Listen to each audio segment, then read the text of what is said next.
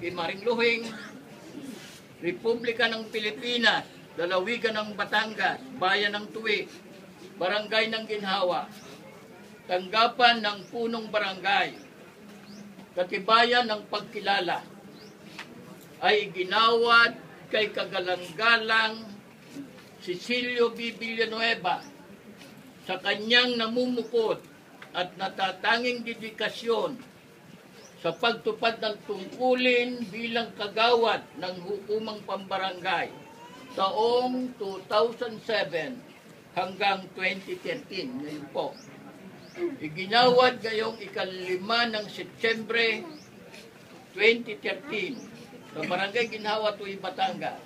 Lagda po ng inyong lingkod bilang kalihim ng barangay at ng ating punong barangay, Catalino de Dios.